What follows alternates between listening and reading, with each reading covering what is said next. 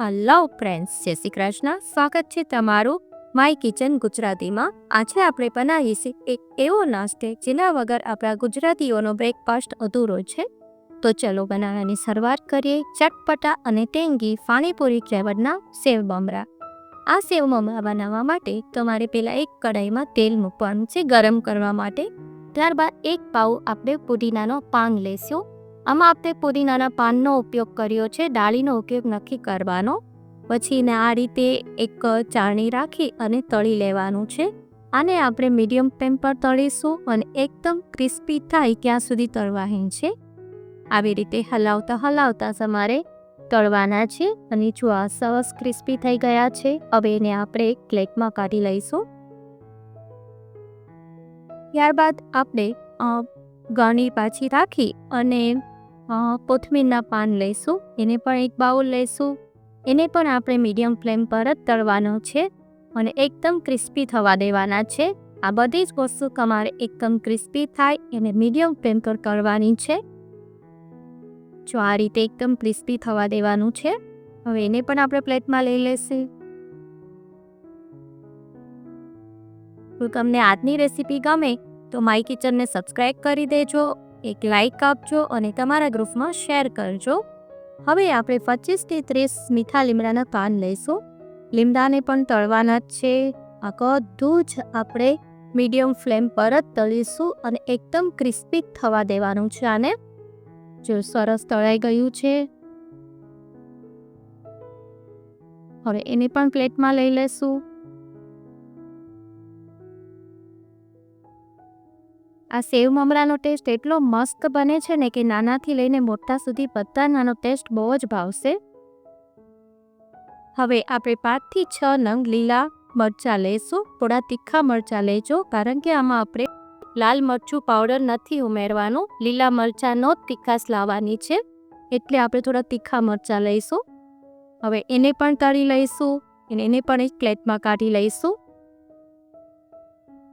હવે આ બધું જ જો સરસ તળાઈ ગયું છે અને એને ઠંડુ થવા દઈશું.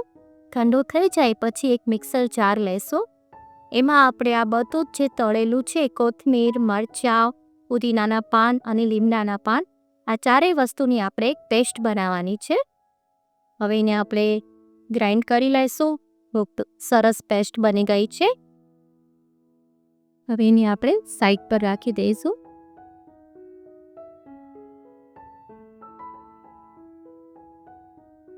ત્યારબાદ આપણે આમાં જે મસાલો ઉમેરવાનો છે એ આપણે તૈયાર કરીશું. એક બાઉલ લઈશું. એમાં 1 ચમચી સંચળ પાવડર, 1 ચમચી હળદર પાવડર, અડધી ચમચી મીઠું, ત્યારબાદ 1 ચમચી આમચૂર પાવડર અને 1 ચમચી ચાટ મસાલો, 1 ચમચી શેકેલે જીરાનો પાવડર લેવાનો છે અને 1 ચમચી જે જલજીરા પાવડર આવે છે તે મેં લીધો છે, એ પણ 1 ચમચી લઈશું. પછી એની અંદર 3 ચમચી ખાંડનો પાવડર મિક્સ કરવાનો છે. આ બધું જ બરાબર મિક્સ કરી લેવાનું છે. હવે એને પણ આપણે સાઈડ પર રાખી દઈશું. હવે આપણે એક હેવી બોટમની કઢાઈ લઈશું. તેમાં 200 ગ્રામ મમરા લઈશું. મમરાને આપણે ડ્રાય રોસ્ટ કરવાના છે. આમાં આપણે શેકવા માટે તેલ કે ઘીનો ઉપયોગ નથી કરવાનો, ડ્રાય જ શેકવાના છે અને મીડિયમ ફ્લેમ પર શેકીશું. આપણે મમરા ક્રિસ્પી થાય ત્યાં સુધી આપણે શેકી લેવાના છે. આપણે ચેક કરી લઈએ તો મમરા સરસ ક્રિસ્પી થઈ ગયા છે. હવે આને આપણે બોલમાં ટ્રાન્સફર કરી લઈશું. હવે આપણે સિંગદાણા તળવાના છે. એના માટે આપણે 100 ગ્રામ સિંગદાણા લઈશું. એને પણ આપણે તળી લઈશું. આ સેવ મમરાનો ટેસ્ટ એટલો મસ્ત બને છે ને કે એકવાર ચોક્કસ બનાવજો. એકવાર બનાવશો તો ફરી બનાવવાની ડિમાન્ડ આવી જશે. એને પણ આપણે કાઢી લઈશું. હવે એને પણ આપણે સાઈડ પર રાખી દઈએ. હવે આપણે એક કઢાઈ લઈશું. કઢાઈમાં આપણે 2 ટેબલસ્પૂન તેલ લેવાનું છે. તેલને એકદમ ગરમ થવા દેવાનું છે. વરાળ નીકળે નહીં ત્યાં સુધી આપણે ગરમ કરવાનું છે. જો આપણું તેલ સરસ ગરમ થઈ ગયું છે, હવે આપણે ગેસની ફ્લેમ સ્લો કરી દઈશું અને એની અંદર છે આપણે પેસ્ટ બનાવી છે ગ્રીન પેસ્ટ તે ઉમેરવાની છે. આમાં તમે જ્યારે પેસ્ટ ઉમેરો ત્યારે ગેસની ફ્લેમ સ્લો કરી દેજો, કારણ કે થોડા છાંટા બી ઉડે છે, એટલે ગેસની ફ્લેમ સ્લો હશે તો દાજી નહીં જવાય. જો આ રીતે સરસ એને પણ એકદમ કરી લેવાની છે. હવે એને જે આપણે મમરા ડ્રાય રોસ્ટ કરેલા છે એના ઉપર બધી જ ઉમેરી દઈશું પેસ્ટ. બીજા તમારે અલગ અલગ સેવ મમરાની રેસીપી જોઈતી હોય તો મેં કમેન્ટ બોક્સમાં એની લિંક આપી છે.